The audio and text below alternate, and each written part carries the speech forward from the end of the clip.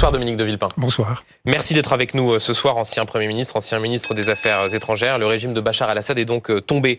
Damas, comme une grande partie du pays, est désormais aux mains des rebelles islamistes. On va essayer de comprendre avec vous les conséquences de ce bouleversement géopolitique, comprendre l'impact sur la région, sur le monde, alors que la Russie et l'Iran sont affaiblis par la chute de leurs alliés. Comprendre aussi ce par quoi va être remplacé le régime du dictateur syrien. On dira aussi un mot, Dominique de Villepin, de la situation nationale, situation internationale complexe, situation nationale qui l'est tout autant. Mais d'abord, je vais pour commencer cet entretien, vous citer les mots du président de la République, Emmanuel Macron, qui a salué la fin, je cite, d'un état de barbarie. Enfin, a-t-il dit, c'est la fin d'un régime barbare aujourd'hui, Dominique de Villepin? Oui, c'est la formule de Michel Seurat, le regretté Michel Seurat, grand islamologue, grand spécialiste de la Syrie. Et effectivement, cela a été dit, 500 000 personnes assassinées, des millions de réfugiés, de déplacés. C'est un régime barbare qui a véritablement régné en maître depuis 54 ans. C'est dire à quel point la férule a été longue et lourde. Ceci étant dit, le soulagement est grand, on le voit dans toutes les capitales européennes, on le voit aussi aujourd'hui dans nombre de villes en Syrie. La question, c'est l'inconnu de demain. C'est donc, après le soulagement, l'incertitude qui va s'ouvrir. Que va-t-il se passer? Vous avez cité l'une des premières leçons que l'on peut tirer, et à juste titre, c'est l'affaiblissement de l'axe entre la Russie et l'Iran. Et à un moment très particulier, puisque nous sommes à la veille de l'ouverture des grandes négociations que Donald Trump va mener, et au Moyen-Orient, et en Ukraine. Il y a un deuxième axe qui est affaibli, il concerne alors lui directement l'Iran et directement la Syrie, qui est l'axe dit de la résistance. C'est l'axe de l'Iran avec toutes les milices chiites, l'axe chiite qui, dans cette région, a contribué à créer beaucoup d'instabilité depuis des années. Donc, de ce point de vue, c'est plutôt une bonne nouvelle. L'incertitude vient de ceux qui véritablement sont d'abord derrière ces mouvements. On a parlé du soutien de la Turquie qui a de bonnes raisons pour cela. La Turquie veut pouvoir renvoyer un certain nombre de réfugiés syriens qui sont sur son territoire, les renvoyer dans le nord-ouest de la Syrie. Et elle veut aussi, et ce qui est plus embarrassant, régler son compte aux Kurdes qui sont dans la partie du nord-est.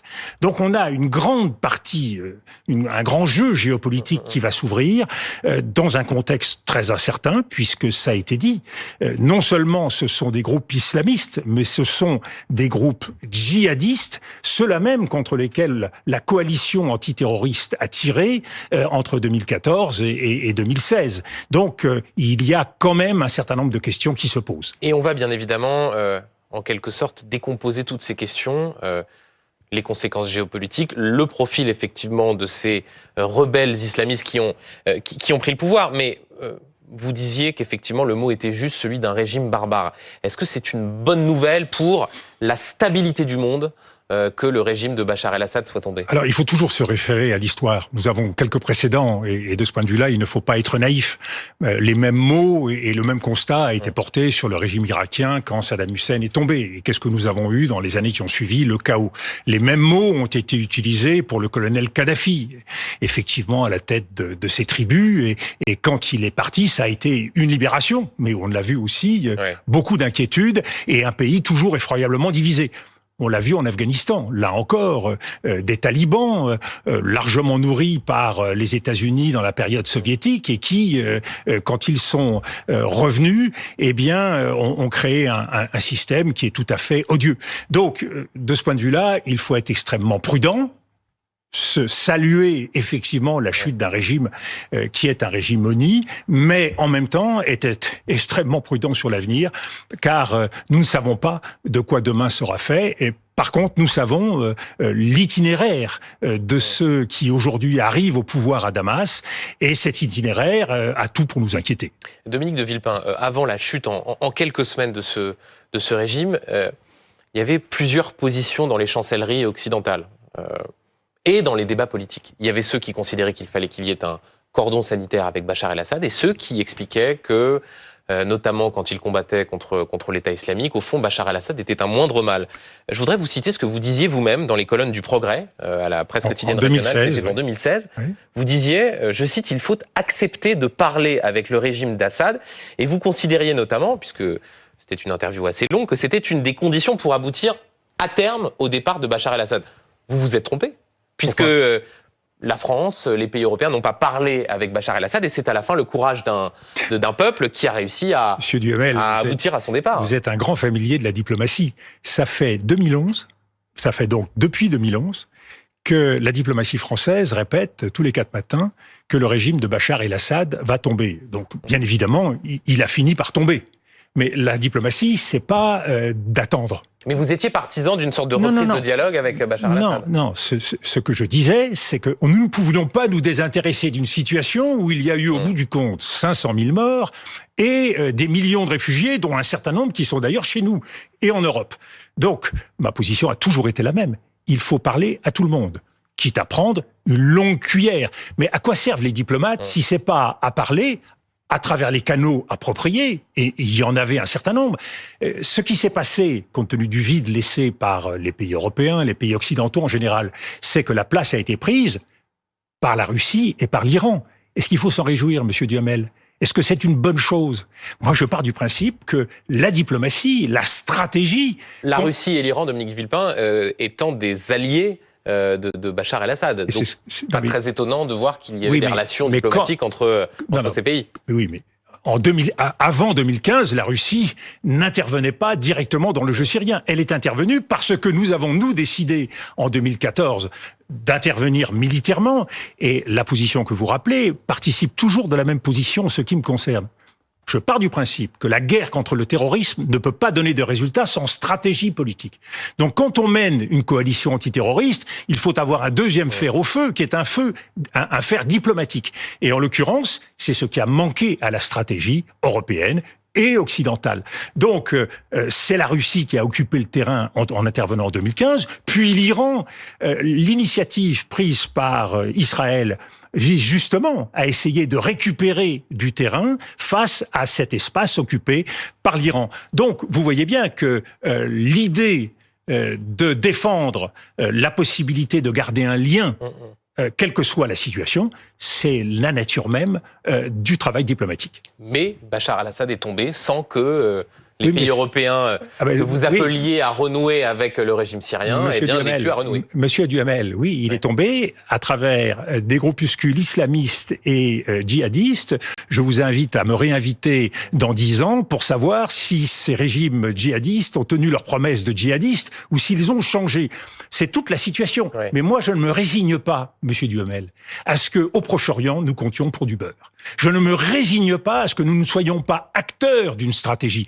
Et pour être acteur d'une stratégie, il y a 2 façons de le faire. La première, c'est d'utiliser l'arme militaire. Je pense que l'utiliser seul, c'est prendre le risque d'ajouter davantage d'huile sur le feu, ou c'est utiliser l'arme diplomatique. Et ça implique des stratégies qui peuvent être extraordinairement créatives. Je le dis d'ailleurs de la façon la plus claire. Il s'agissait là de prendre langue pour voir dans quelles conditions Bachar el-Assad pourrait partir.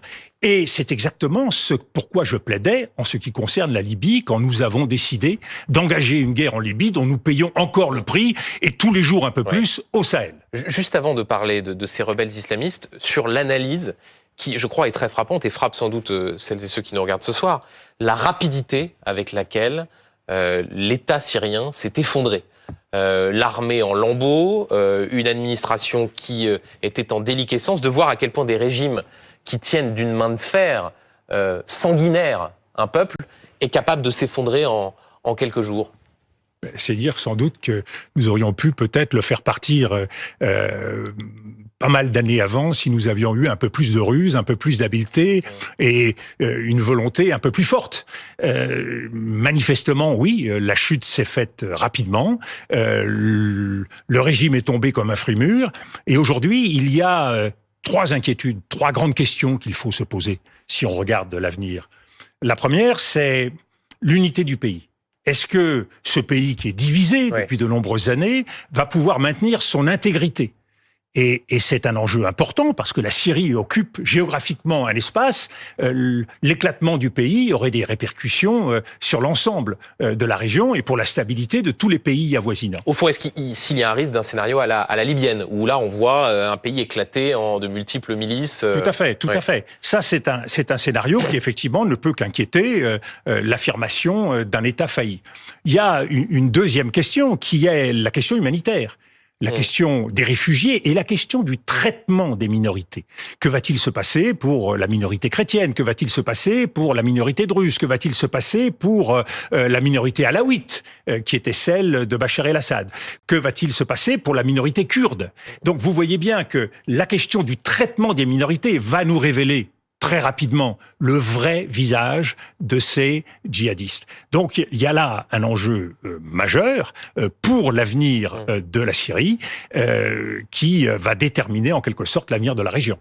Sur ces djihadistes, c'est ce qu'on appelle le mouvement HTC pour Hayat Tahrir al-Sham, un mouvement dominé par l'ancienne branche syrienne d'Al-Qaïda, des rebelles également soutenus par la Turquie. Et au fond, ce qui frappe, c'est que notamment leur leader, Al-Jolani, s'est transformé, a en quelque sorte voulu donner des gages de notabilisation. Il ne s'habille plus de la même manière, il ne se fait même plus appeler pareil. Il a donné une interview à CNN. Voilà, on voit ces images et lui dit pas d'inquiétude particulière à avoir pour les minorités, qu'elles soient kurdes, qu'elles soient chrétiennes.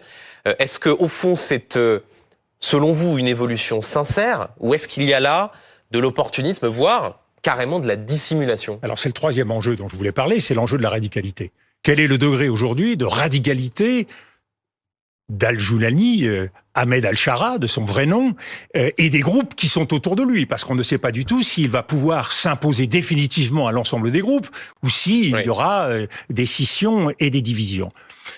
Quand on regarde son itinéraire, on se rend compte que il s'est engagé en Irak à partir de 2003, tout à fait puissamment au sein d'Al-Qaïda. Il est revenu en Syrie en 2011. De 2011 à 2013, plutôt proche d'Al-Qaïda. De 2013 à 2016, il a oscillé entre l'État islamique et Al-Qaïda. Et puis, il s'est émancipé d'Al-Qaïda. Il semblerait, quand on regarde de près son profil, mais Gilles Kepel pourra le préciser mieux que moi, qu'il y a la volonté de passer d'un djihadiste internationaliste à un djihadisme nationaliste. Donc je crois qu'il est pragmatique, il a parfaitement compris qu'il y avait la possibilité de saisir le pouvoir.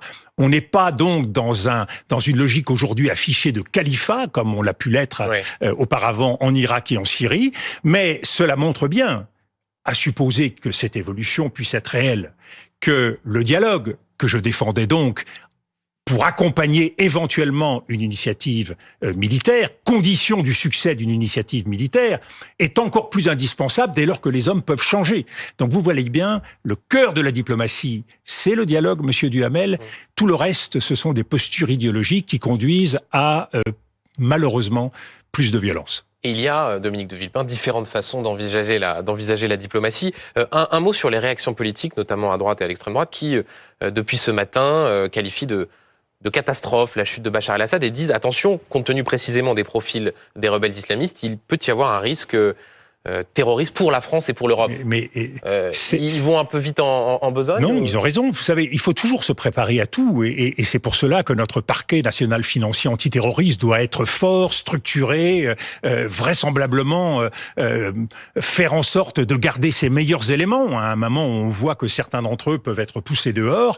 Le risque d'avoir 150 djihadistes qui étaient retenus dans le nord, dans la région d'Idlib, ou d'ailleurs dans le nord-est du côté kurde, être libérés constitue un véritable risque pour nous. Donc il faut prendre tout cela au sérieux. Vous savez, tous ces éléments constituent les pièces d'un puzzle. On peut le regarder en se réjouissant, on peut le regarder en s'inquiétant. Il faut le faire avec mesure.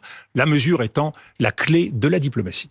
Vous parlez de ce puzzle et du jeu des alliances, à quel point ce qui se passe en Syrie en ce moment même peut bouleverser la donne internationale. Effectivement, la Russie et l'Iran n'ont pas pu suffisamment soutenir leur allié, le régime de Bachar el-Assad.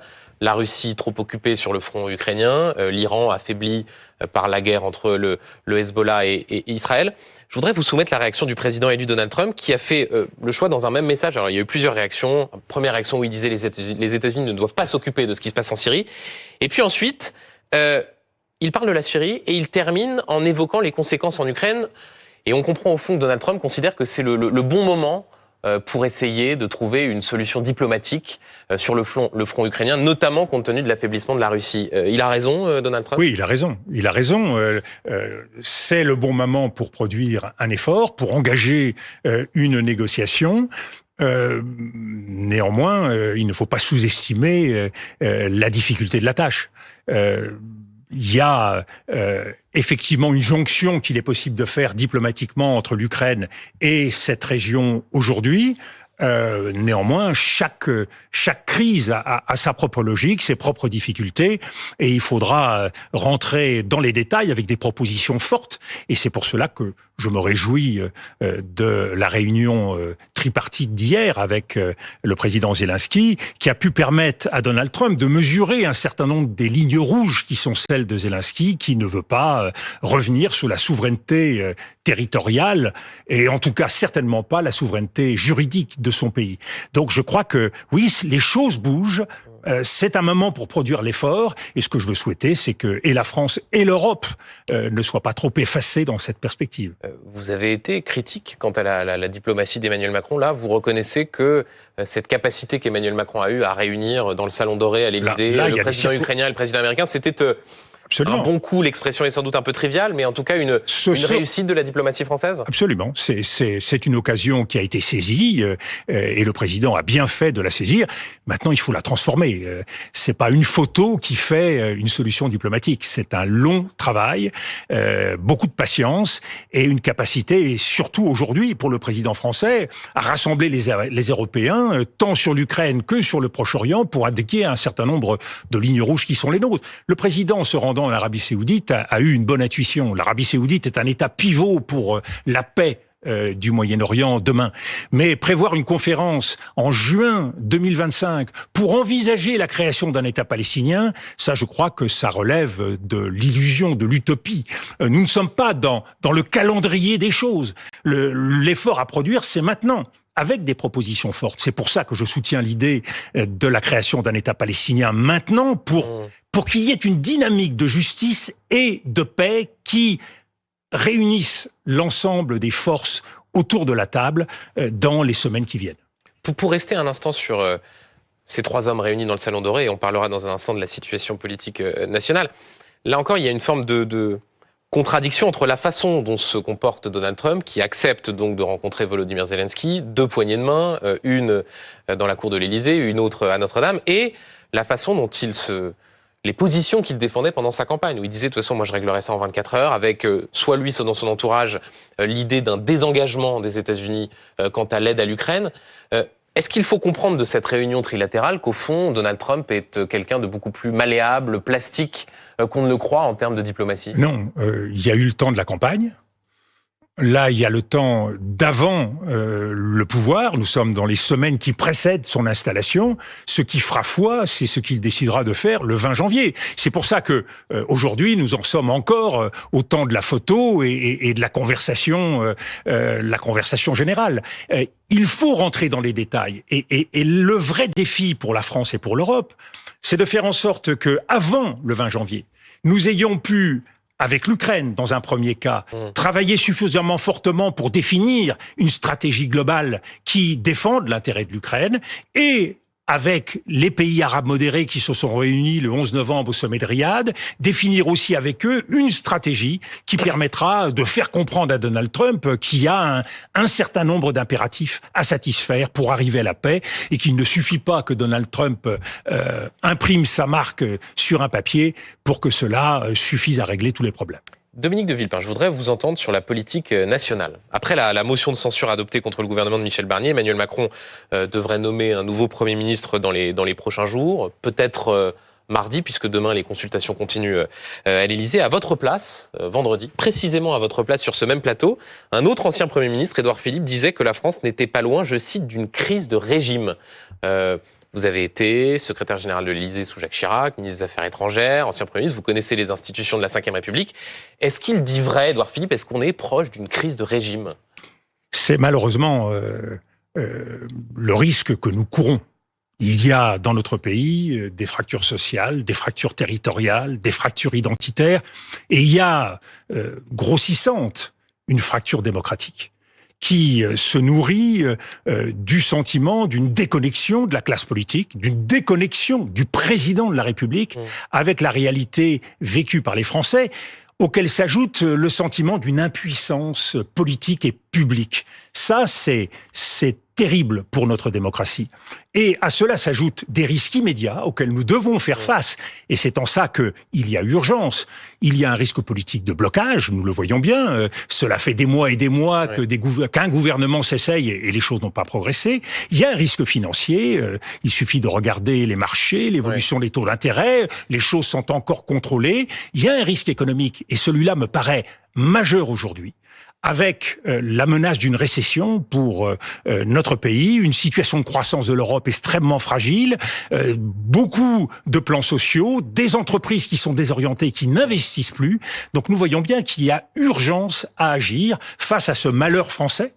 Eh bien, il y a un devoir français qui est celui de créer les conditions du sursaut. Mais dans un instant, je vous interrogerai sur les clés que vous proposez pour sortir de ce blocage. Mais juste avant, sur la déconnexion que vous évoquez du président de la République, qu'est-ce que vous voulez dire précisément? Déconnexion démocratique, c'est-à-dire qu'aurait dû faire Emmanuel Macron qu'il n'a pas fait depuis cet été et depuis la dissolution qu'il a décidé le 9 juin? D'abord, on peut faire une erreur dans la vie, mais il faut essayer d'en tirer les leçons. Ouais. Là, le président a perdu une première élection. L'élection européenne, qui a été un désaveu et qui est apparu comme tel aux yeux de tout le monde. Et à partir de là, il a décidé d'une dissolution qui a marqué un deuxième désaveu.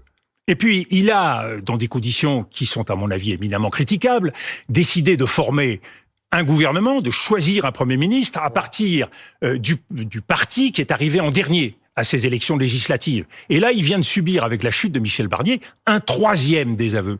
Quand on est président de la République, on se soucie qu'il n'y ait pas trop de désaveux, parce que c'est sa propre fonction qu'il met en jeu. On voit bien qu'un certain nombre de partis réclament aujourd'hui le départ du président. Je ne suis pas du tout favorable à de telles demandes, de telles stratégies, parce que je crois que la stabilité de nos institutions, le respect... Donc vous ne faites pas partie de ceux, il y a la France Insoumise aussi des gens de votre famille politique, Jean-François Copé, David Lisnard, le maire de Cannes, qui disent la seule solution au déblocage institutionnel... Il ne vous a pas échappé que ce n'est pas ma famille politique, celle dont vous parlez. Je ne suis pas membre... Disons que le courant d'idées dans lequel vous vous inscrivez. Non, le seul courant d'idées que je revendique, c'est le courant gaulliste. Oui. Et à ma connaissance, ce n'est pas le cas. Je ne crois pas que Jean-François Copé ait dit qu'il n'était pas gaulliste, mais... Non, mais enfin bon, c'est pas ma famille politique. En tout cas, donc vous ne défendez pas l'idée d'un départ anticipé du président de la République. Je ne défends pas l'idée d'un départ, mais par contre, je constate que le président est dans une position de plus en plus fragile. Le président ne peut pas jouer avec la montre comme s'il était encore maître des horloges. Aujourd'hui, il y a un devoir pour le président de la République, qui est celui de faire en sorte que le pays puisse être gouverné.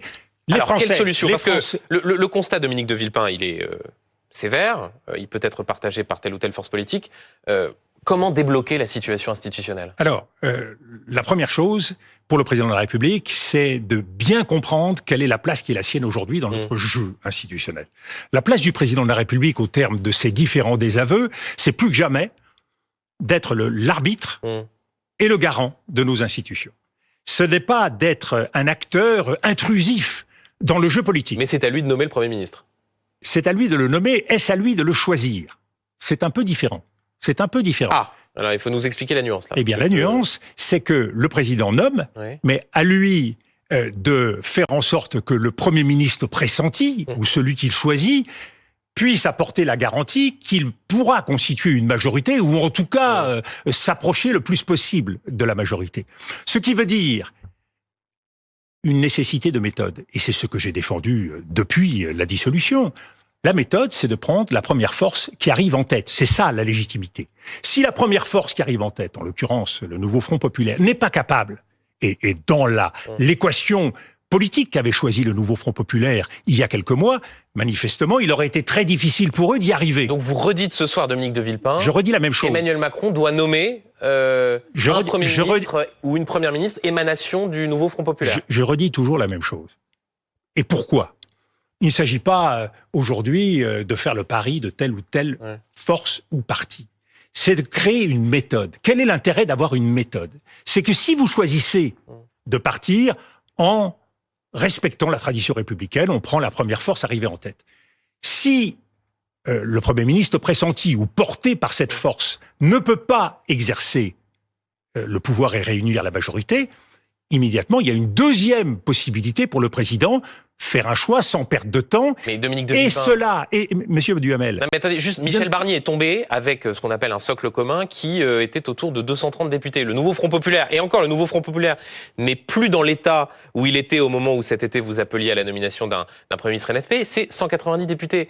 Où est la logique institutionnelle à considérer qu'Emmanuel Macron doit nommer une force politique qui rassemble moins de députés que Michel Barnier ne réussissait à le faire? Mais au départ, Michel Barnier ne rassemblait pas les 230 députés dont vous parliez. C'est avec le temps qu'il a réussi à élargir sa majorité. Il s'agit tout simplement d'avoir une méthode qui permette de partir d'un point A, partant de l'idée que s'il y a un premier échec, ce premier échec ouvre de nouvelles possibilités et accroît les marges de manœuvre parce que chacun en tire les leçons. Et donc, à partir de là, on constatera que, eh bien, LFI, le Parti socialiste, les Verts ne sont pas capables, les communistes ne sont pas capables de constituer ce gouvernement. Et donc, un certain nombre de ces mouvements seront davantage libres de la possibilité de travailler avec d'autres. Mais il faut faire ça en séquence, en respectant les temps. Donc vous redites ce soir, c'est important, Dominique de Villepin, pour que ceux qui nous regardent comprennent, Emmanuel Macron devrait, s'il respectait la lettre des institutions, nommer un Premier ministre ou une Première ministre issu du nouveau Front populaire. Ce soir, ce que je vous dis, c'est que le président doit agir avec méthode.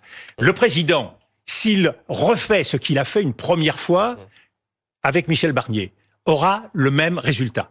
On ne peut pas jeter l'anathème sur de quelconque parti politique dans notre pays. Et donc, il faut pouvoir travailler de façon à ce que, au fil des premiers ministres pressentis, il y ait la possibilité d'inclure de nouvelles forces. Est-ce que si vous dites cela, c'est parce que, et je l'ai découvert avec une forme d'étonnement, je dois le dire, parce que Lucie Castet, la candidate du nouveau Front populaire, désormais elle est surtout soutenue par la France Insoumise, eh bien, a déclaré, c'était chez nos confrères de France Inter, qu'elle vous avait proposé d'être son ministre des Affaires étrangères. C'est pour ça que vous défendez le nouveau Front populaire? C'est pour retourner au Quai d'Orsay? En effet, et j'ai refusé. Et vous avez refusé? Et j'ai refusé, oui, le jour même où elle me l'a proposé et que d'autres me l'avaient proposé au nouveau Front populaire. Les choses sont très claires. Vous êtes devenu l'égérie de la gauche radicale? Non, la preuve. Si on vous le demande quand même, c'est assez étonnant, non? D'autres me le demandent aussi. Le sujet n'est pas personnel. Le sujet, c'est la méthode. Si vous répétez toujours la même erreur en gérant l'équation politique de la même façon, vous n'élargirez pas vos capacités. Et le président se verra éternellement reprocher de faire du surplace. Et moi, c'est ce qui m'inquiète. Aujourd'hui, ce qui m'inquiète le plus, c'est l'affaiblissement de la fonction présidentielle, l'affaiblissement de nos institutions. Et c'est en ça que je sens monter une colère et une rage dans le pays qui, effectivement, se pose la question de savoir où nous allons. Mais donc, Dominique de Villepin, pour vous, Lucie Castet, c'est mieux, par exemple, que François Bayrou, qui semble être celui qui tient la corde aujourd'hui. Vous êtes à peu près de la même génération politique que lui, François Bayrou. Oui, tout à fait. Nous avons souvent travaillé ensemble. C'est un bon choix. J'ai beaucoup d'estime pour François Bayrou. Le président, quelle que soit la méthode qu'il choisisse, doit avoir en permanence le souci d'élargir les possibilités. Donc, à lui, c'est lui qui conduit les négociations, mais ma conviction, c'est qu'il y a deux scénarios possibles. Il y a un scénario présidentiel dans lequel c'est le président qui choisit. Il y a un scénario parlementaire dans lequel, en fonction des rapports de force, c'est les représentants des différentes forces au Parlement qui recherchent une majorité. Le président agit en quelque sorte, comme on le dit en rugby, en demi de mêlée. C'est-à-dire que c'est lui qui donne le ballon toujours à la même équipe. Le résultat, c'est que les choses n'avancent pas. Et donc vous défendez la nomination de Lucie Castet. Ce que je défends, c'est que le président fasse preuve d'un peu d'imagination. Mais c'est-à-dire, pardon Dominique de Villepin, mais on est dans des positions qui sont différentes. Moi j'interroge, vous répondez, mais il y a un peu de facilité à dire la fonction présidentielle est affaiblie, il y a un risque, il faut que le président ait de l'imagination. Concrètement, vous seriez à l'Élysée, qu'est-ce que vous feriez et qui vous décideriez de nommer? La donne parlementaire, on la connaît. J'aurais décidé, au lendemain de la dissolution et des législatives, j'aurais décidé de confier à la première force arrivée en tête. Donc à Lucie Castet. À Lucie Castet, et je n'en serais pas là Parce que si Lucie Castet était tombée au bout de 3 jours ou n'avait pas pu former un gouvernement, eh bien nous aurions pu évoluer considérablement et il y aurait aujourd'hui sur la table des possibilités qui n'existent pas aujourd'hui. Donc le président, aujourd'hui, n'est mu que par une seule ambition, qui est de défendre son bilan. C'est l'agenda caché du président. Ceci crée une hypothèque sur la vie politique qui rend les marges de manœuvre extraordinairement limitées. Le résultat, c'est que comme il n'y a plus de jeu politique possible, eh bien c'est le président. On joue plus le ballon, on joue le président. On joue le bonhomme. Et ça, c'est dangereux pour nos institutions. C'est pour ça que je suis pour que le président choisisse non pas l'option présidentielle, mais l'option parlementaire. Vous avez été à Sciences Po, donc vous le savez. La Ve République est grosse de plusieurs régimes. Alfred Grosser. À partir de là, on est dans un scénario parlementaire.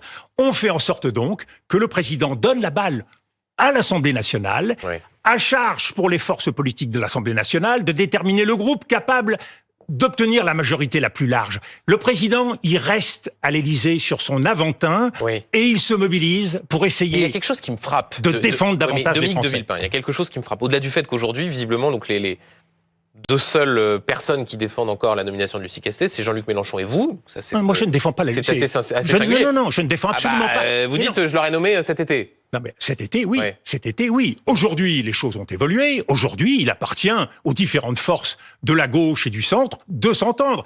Il y a une hypothèse aujourd'hui, parce que les choses ont malgré tout un tout petit peu bougé. On le voit avec les positions prises par Olivier Faure. Et par le Parti Socialiste. Les positions prises par François Bayrou. Il y a, semble-t-il, une petite huile nouvelle qui fait que les lignes sont censées évoluer. Utilisons cela. Ce que je dis, c'est que il faut une méthode. Il ne faut pas faire du surplace. Il ne faut pas d'anathème. Un dernier mot avec vous, Dominique de Villepin. Si on écoute les oppositions, le chaos politique, il est surtout dû aux conséquences de la dissolution décidée par Emmanuel Macron le 9 juin dernier. Je rappelle que vous êtes l'un des artisans de la dissolution de 1997. À l'époque, vous étiez secrétaire général de l'Élysée auprès de Jacques Chirac, une dissolution qui avait permis à Lionel Jospin du Parti Socialiste de gagner les élections et d'arriver à Matignon. Est-ce que vous êtes content de voir que quelqu'un a réussi à faire encore pire que vous en 1997 ? Oui, la dissolution de 97 n'avait rien à voir. C'est une décision qui a été prise par Alain Juppé. Il y a un très bon reportage qui a été fait et qui l'éclaire, par Alain Juppé et le président de la République. Nous n'étions absolument pas dans la même configuration politique. Absolument pas. Mais ça montre bien que les dissolutions, sont rarement. Ça fait partie. Mis à part celle de 62. Ça fait partie des outils. Font rarement des étincelles sous la Ve République. Ça fait partie des outils présidentiels. Donc, ce sont des options. Elles sont effectivement, et il faut en retenir la leçon, à utiliser avec prudence. Mais il n'y a pas que la responsabilité du président. Nous voyons bien aujourd'hui qu'il y a la responsabilité du président. Mais aujourd'hui, le grand drame français, il est économique et financier, social également. Et c'est toute une politique économique qui a échoué tout au long des dernières années. Et cette politique économique, elle a dépensé les deniers de l'État sans compter et sans prendre en compte l'exigence fondamentale de toute économie, qui est d'investir dans l'avenir, d'investir dans les technologies, d'investir dans la transition verte. Et ça, c'est aujourd'hui ce que nous devons être capables de faire, tout en appliquant la règle de rigueur et de sérieux financier. Et c'est donc pas... Et vous avez le sentiment que la rigueur et le sérieux financier est porté aujourd'hui par le nouveau Front populaire ? J'ai le sentiment que ce qui vient de se passer dans les derniers mois nous enferme dans des logiques comptables. Et c'est en ça que la politique, c'est de dégager des marges de manœuvre, d'avoir un certain nombre d'idées et de stratégies pour le faire. Donc, essayons de tirer au moins les leçons du passé. C'est malheureusement le défaut du président de la République que de ne pas suffisamment tirer les leçons de ses erreurs. Et vous êtes disponible si on vous appelle dans les jours qui viennent ? Le sujet ne se pose pas, monsieur Duhamel. Il pourrait se poser puisque Lucie Castet vous l'a proposé. Donc Mais j'ai répondu non. Et d'autres vous l'avez proposé aussi ? J'ai répondu non, également. Donc ma position est claire. Et donc d'autres que Lucie Castet vous l'avez proposé. Merci. Merci à vous. Dominique de Villepin d'avoir été l'invité de C'est pas tous les jours dimanche.